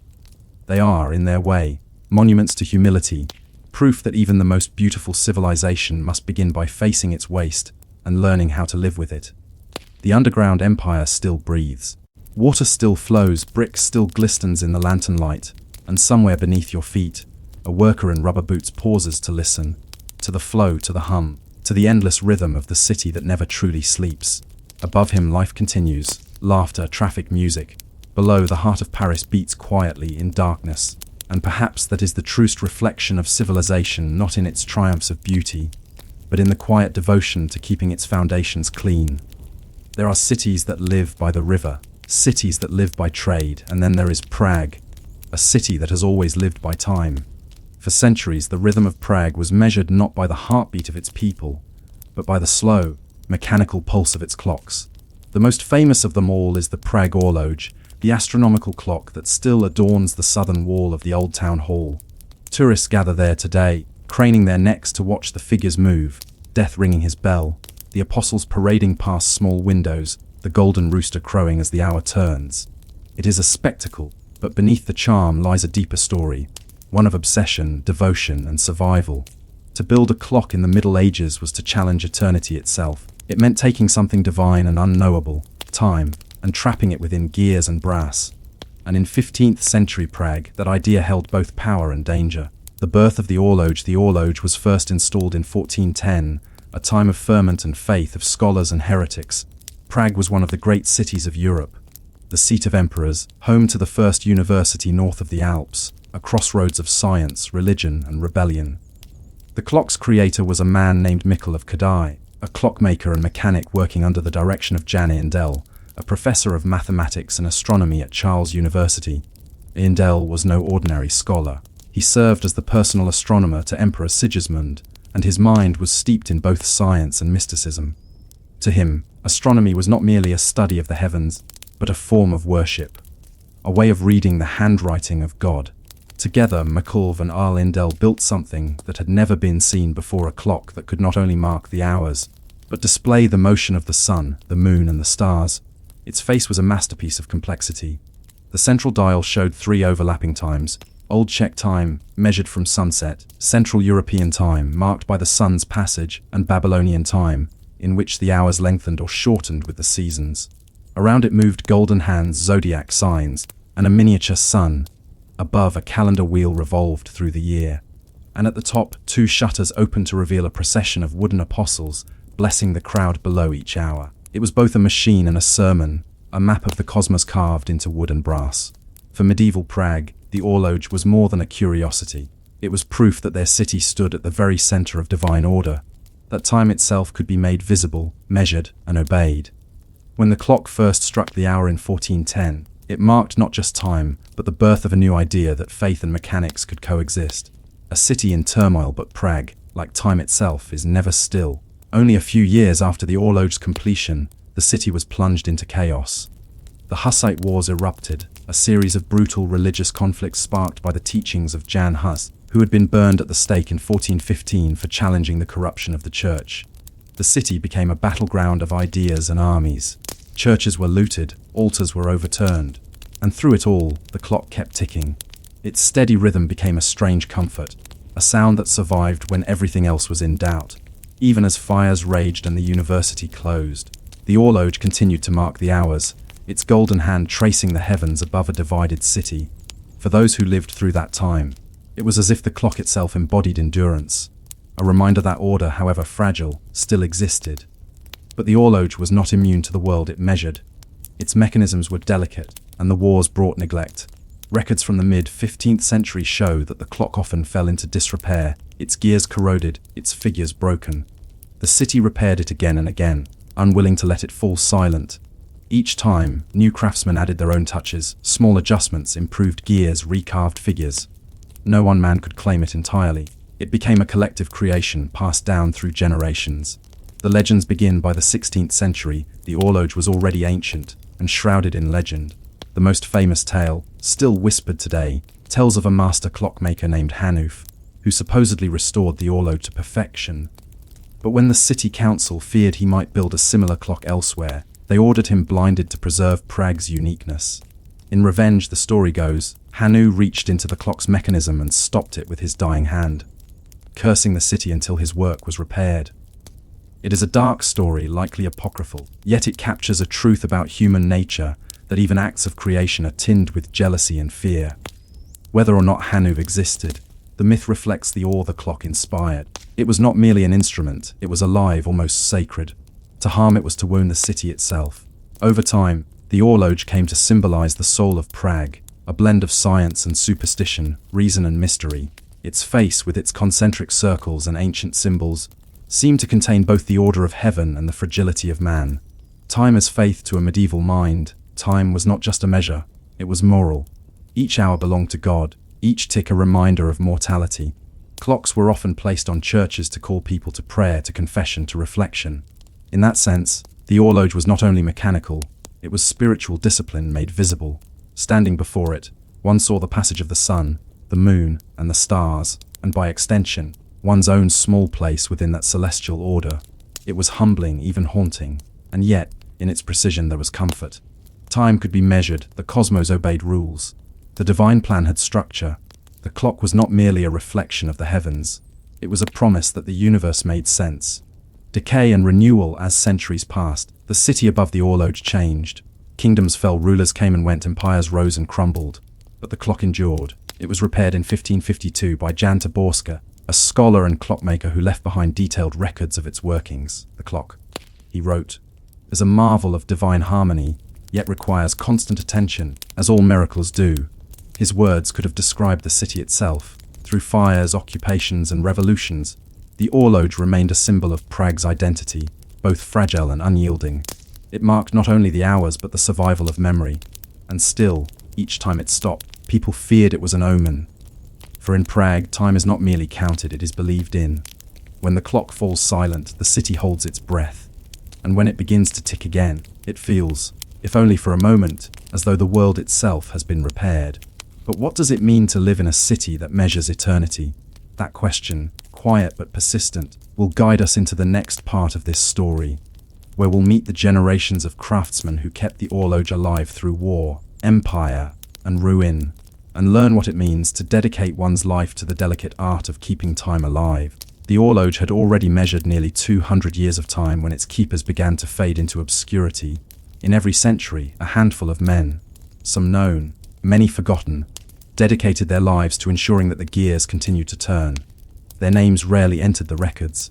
Their homes were small, their wages smaller. Yet every morning, before the first bell of the day, they would climb the narrow, spiraling stairs of the old town hall and step into the dark chamber that housed the clock's beating heart. Inside, the world changed. The air smelled of brass and dust, of wax and candle smoke. Wooden beams stretched like ribs across the low ceiling. Lanterns hung beside the great wheelwork, where gears the size of shields turned in slow, solemn motion. Here the city's time lived, not in hours but in heartbeats.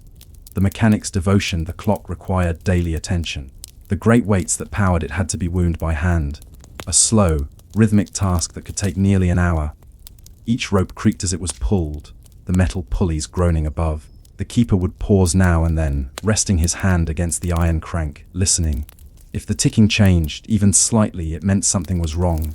A gear slipping, a pin worn down, a tooth out of alignment. The keepers developed an instinct for these things. They could hear a problem before they saw it, could smell when oil had turned rancid, could sense when the clock was about to falter. It was not just work, it was a form of worship. In many ways, they were monks without monasteries.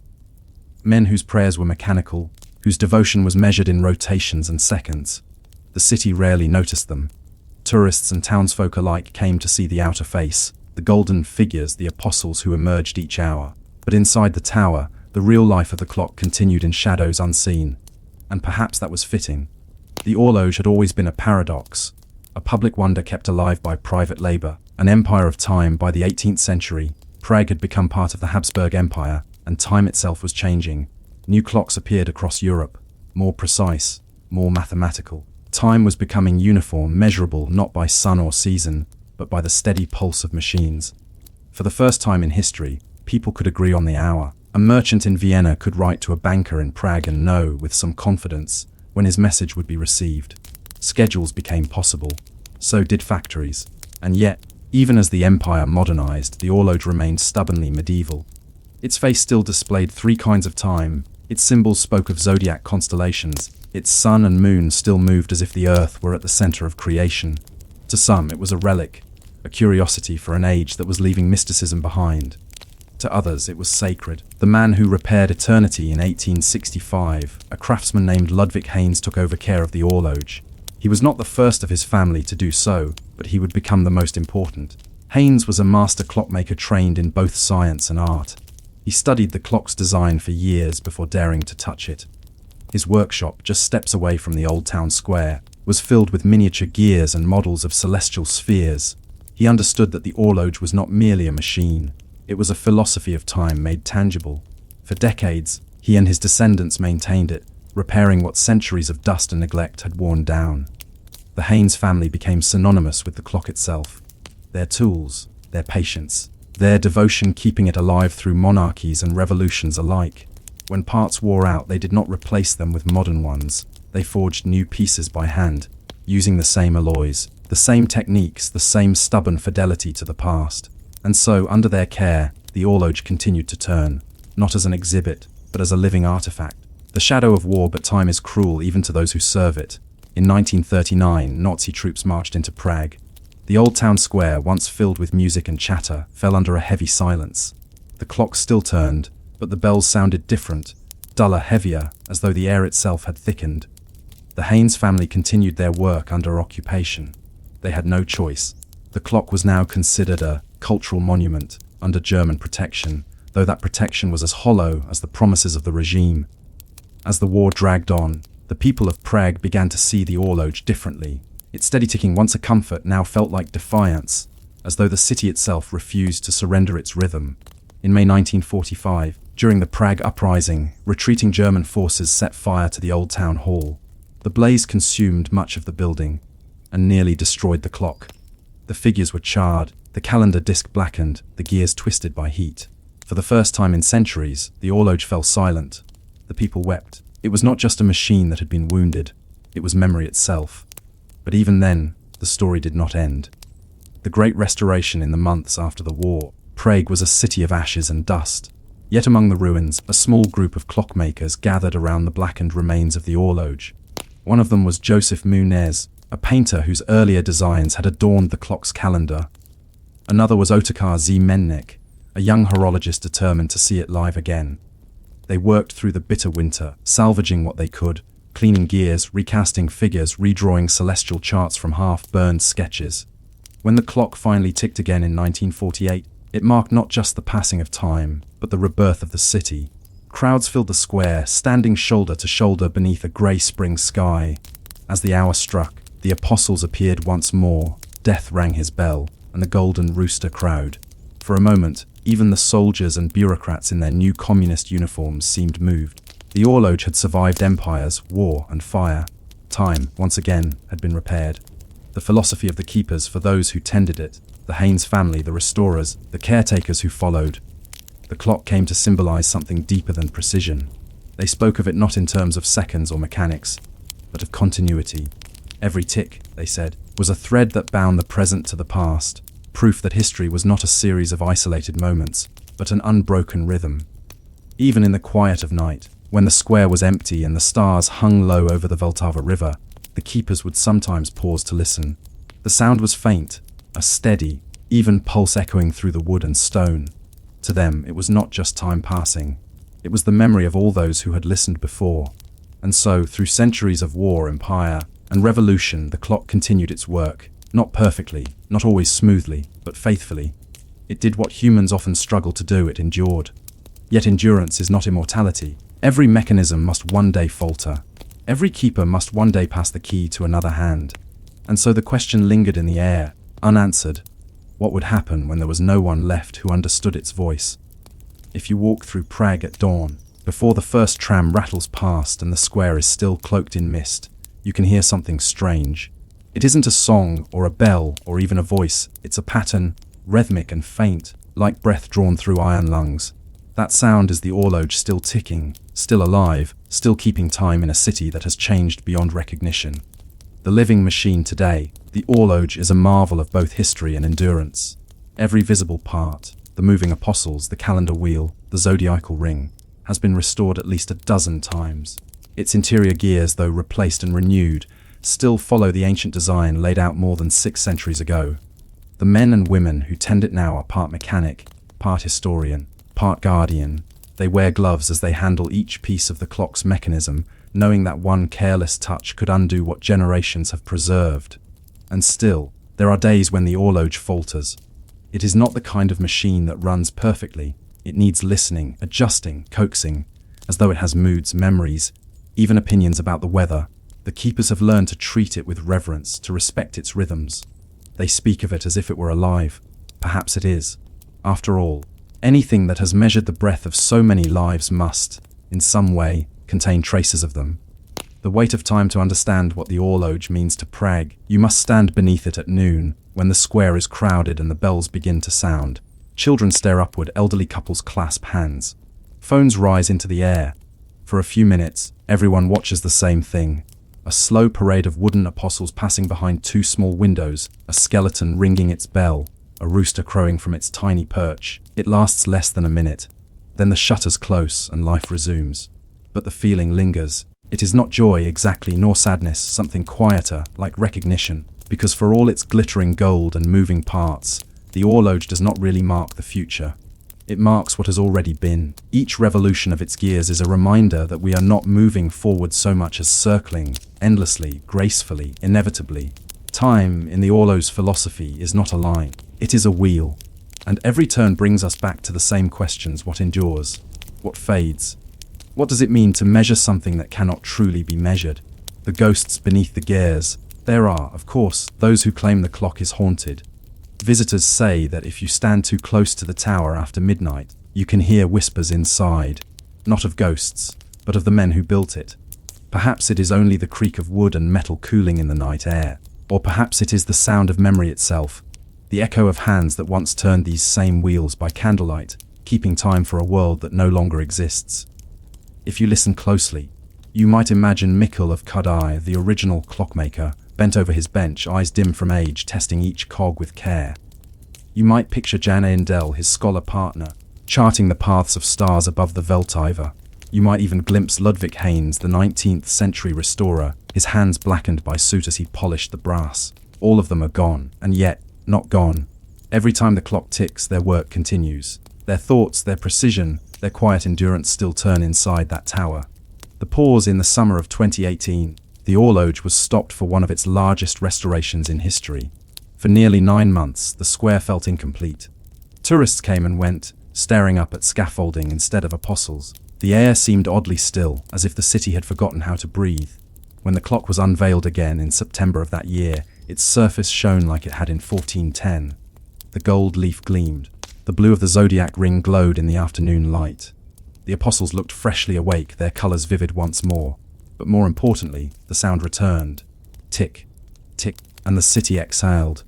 It was a small thing, barely noticeable in the bustle of daily life. But it mattered, because in that sound was the reassurance that no matter how much changes, something still endures. Something still keeps time. The philosophy of repair in the age of atomic clocks and satellites, the horloge is, by all practical standards, useless. Its timekeeping is inaccurate by modern measures, its gears are old, its celestial maps outdated, and yet, we preserve it. Why? Because the horloge does not measure minutes, it measures meaning. Its keepers often speak of it not as an artifact of the past, but as a relationship. The clock demands care, patience, humility, the very qualities that keep human civilization intact. In a sense, maintaining the horloge has become an act of resistance. Against decay, against forgetfulness, against the arrogance of thinking that technology alone defines progress. To repair something so old, to believe that an ancient mechanism still deserves love, is to believe that history itself can be tended, not rewritten, but maintained. Every time a keeper oils a gear or replaces a worn bearing, he affirms that continuity is still possible, that we can hold on to what we've built, if only we choose to listen. The measure of mortality, for all its grandeur, the horloge is also a memento mori, a reminder of death. Death, after all, is one of its key figures, the small skeleton who rings his bell on the hour, smiling as he turns an hourglass upside down. In medieval times, that figure was not meant to frighten. It was meant to awaken, to remind each viewer that every hour is precious, every moment part of a greater design. Even now, when the skeleton raises his bony arm, people still look up. Some laugh, some fall silent, and perhaps in that pause, there's a kind of truth, that even in a world of constant motion, we are still bound by the same rhythm: tick, tick, tick. The sound of continuity when the square grows quiet at night and the last lights in the cafés fade, the horloge continues to tick. Its sound travels softly across the stones, blending with the murmur of the Viltava River. For 600 years that sound has never fully stopped. Not for kings, not for invaders, not for fire or empire or ideology. It is the sound of endurance, of hands passing knowledge from one generation to the next. Perhaps that is why people feel calm when they hear it. The clock is a reminder that even in an uncertain world, something ancient still remembers how to move. The keepers know this better than anyone. They often describe their work as listening to time itself. When a gear slips or a weight falters, they say it feels like a heartbeat skipping. When it runs smoothly, they feel at peace. Their task, then, is not to control time, but to accompany it. And that may be the truest form of mastery. Epilogue: what remains in the end. The horloge teaches something simple and profound. That time is not an enemy. That history is not dead. That even the most fragile of creations can outlast empires if someone keeps listening. When you next find yourself in Prague, or anywhere old enough to remember, look for the quiet things that still move. A gear, a hinge, a ripple of water. Listen for the faint, steady rhythm that underlies everything. Because the story of the horloge is not just about a clock. It is about the human desire to give form to eternity, and the humility required to keep eternity alive. And so, as the hour turns once more, the clock begins its old ritual. Death raises his bell, the apostles nod in blessing, the rooster crows, and the city, ancient and ever new, continues to breathe in time. It begins with silence, not the natural quiet of the countryside, nor the brief hush between prayers, but a deliberate, cultivated silence, a silence made of discipline and devotion.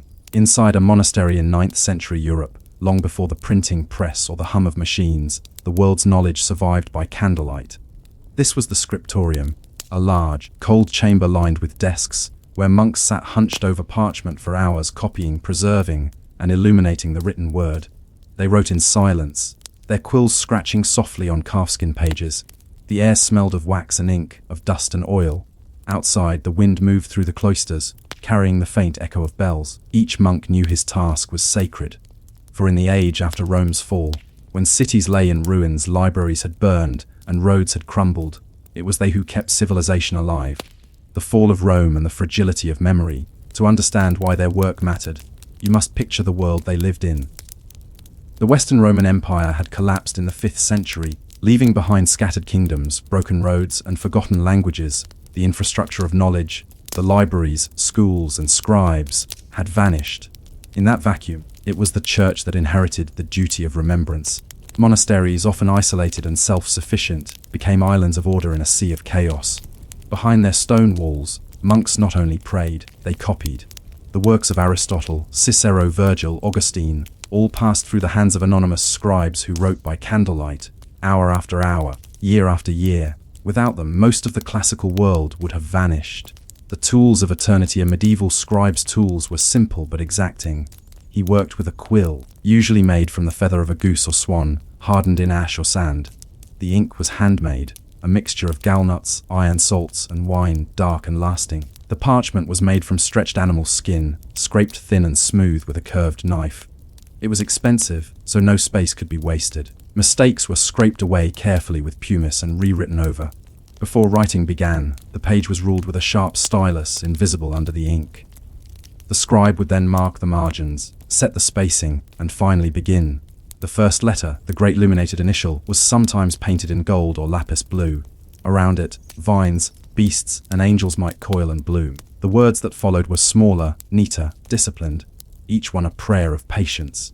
For this was not merely writing, it was salvation through labor.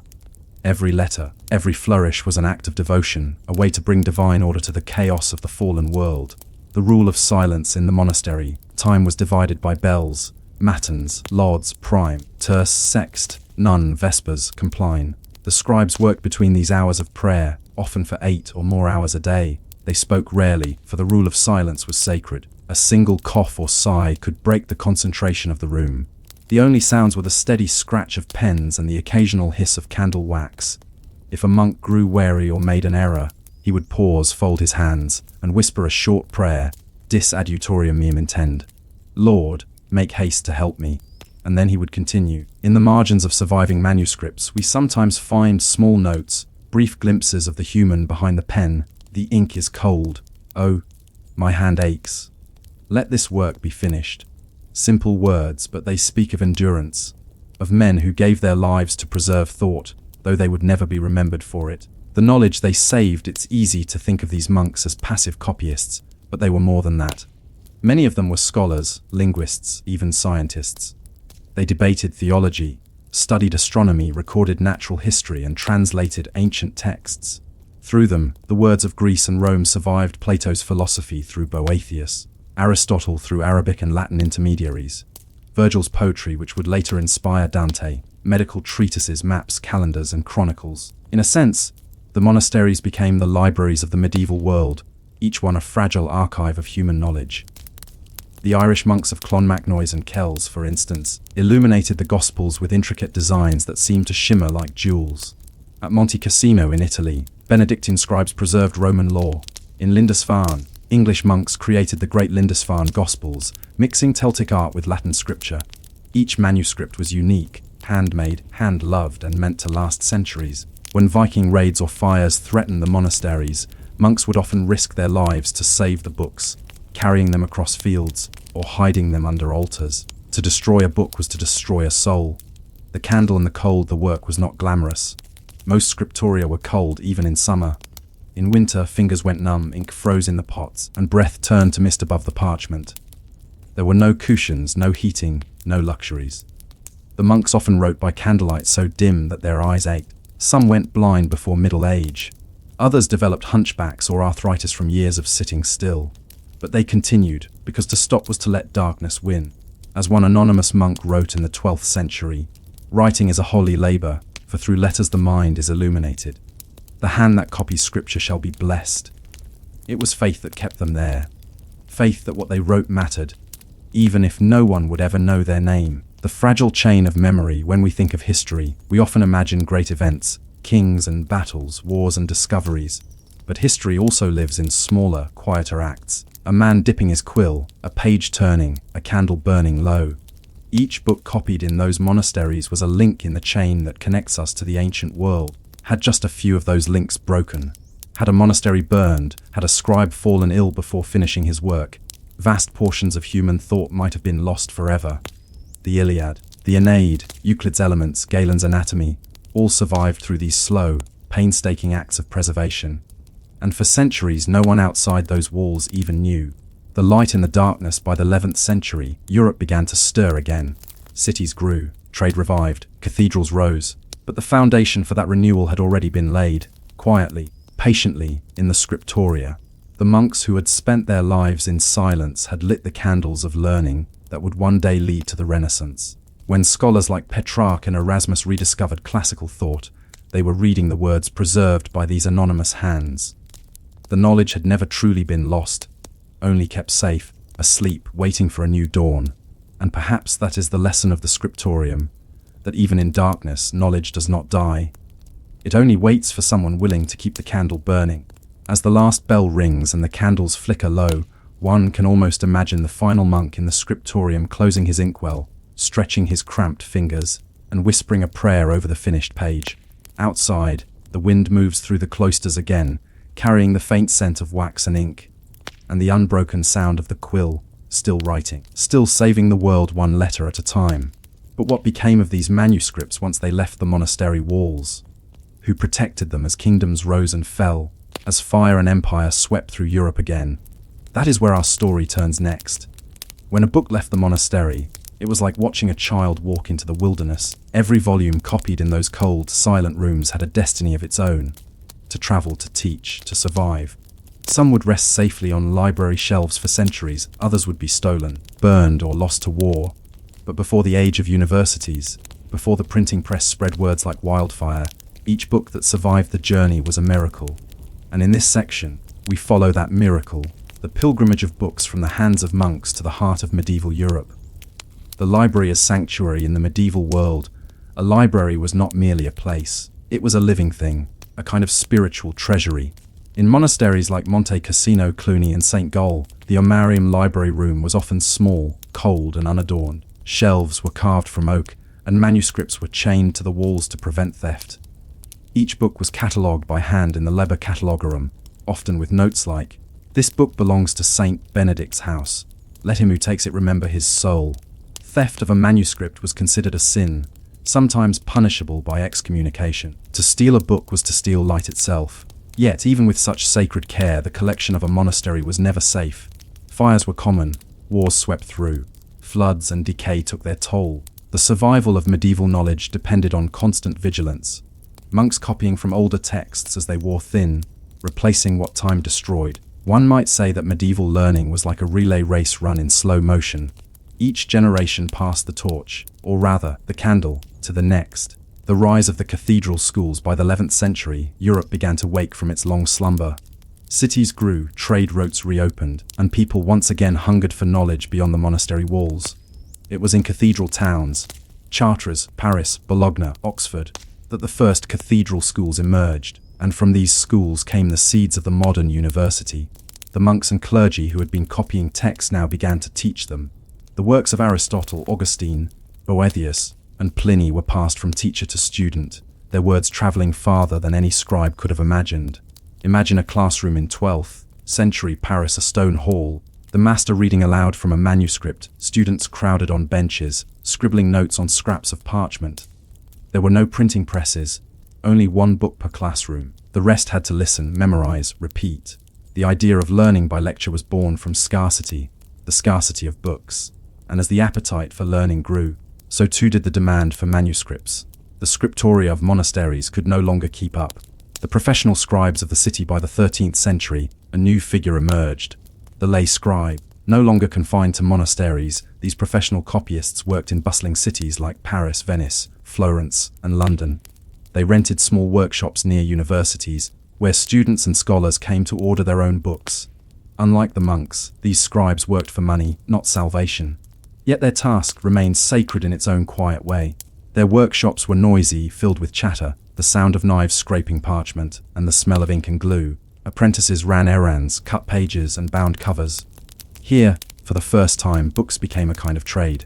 Students might rent manuscripts for study or buy incomplete copies to save money. Wealthy patrons, nobles, bishops, merchants, commissioned illuminated manuscripts as displays of learning and piety. The book was becoming an object of prestige. But still, every page was hand-done, every letter drawn with care. A single Bible might take a team of scribes years to complete. And even as the world modernized, the echo of the old monasteries could still be felt. The same precision, the same reverence for ink and word. The journey of one book. Let us imagine one of these manuscripts, a single volume copied by monks at Cluny Abbey around the year 1100. It contains the works of Aristotle in Latin translation, bound in cowskin, its margins wide, its first letter gilded with gold. When it leaves the abbey, it is carried by a young monk to Paris, to a scholar named Magister Hugo. He teaches philosophy at the cathedral school and treasures the book dearly. He adds his own notes in the margins, reflections, disagreements, tiny sketches. His students copy these annotations into their own books. When Hugo dies, the manuscript is sold to another scholar, who takes it to Bologna. There it is copied again, its ideas spreading across Italy.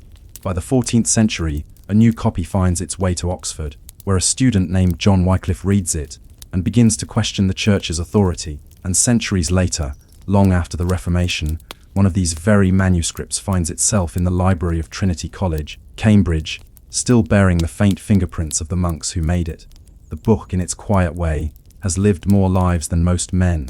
The hidden women of the quill. Though most scribes were men, especially within the church, there were women who copied, illustrated, and even composed manuscripts. In Germany and France, convents often had their own scriptoria. One of the most famous was Hildegard of Bingen, a 12th century abbess, composer, and scholar who wrote theological texts and music of great beauty. Her manuscripts, filled with luminous illustrations and visions, survive to this day. In smaller convents, nuns copied psalters and prayer books for their own use, and sometimes for noble patrons, their handwriting, softer and more rounded than the angular, Gothic, of the men, added another voice to the long lineage of written devotion. Even in the most isolated convent, the act of writing was an act of connection, a link between God the scribe and the distant reader.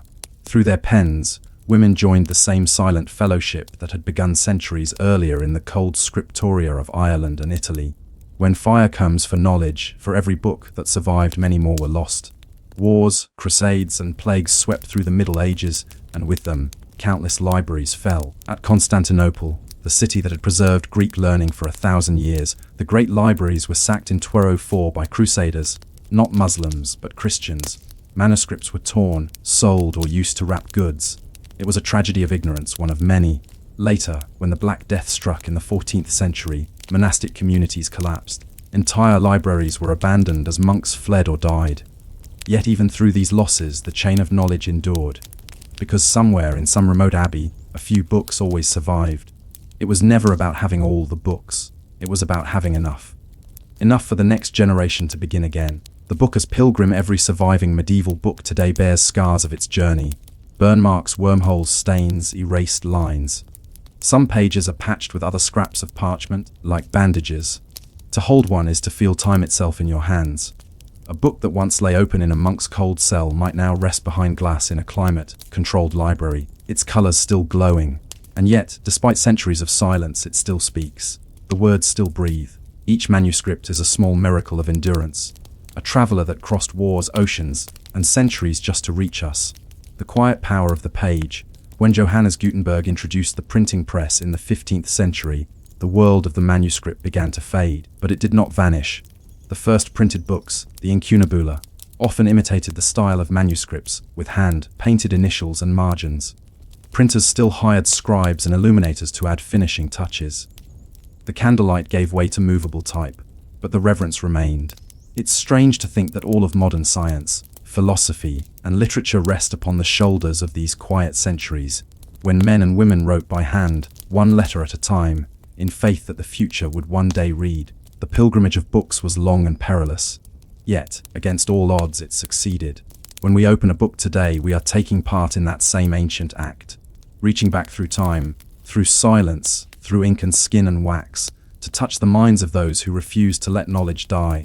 But there is still one more chapter in this story, the turning point that would change everything, the moment when the age of the manuscript met the age of the machine.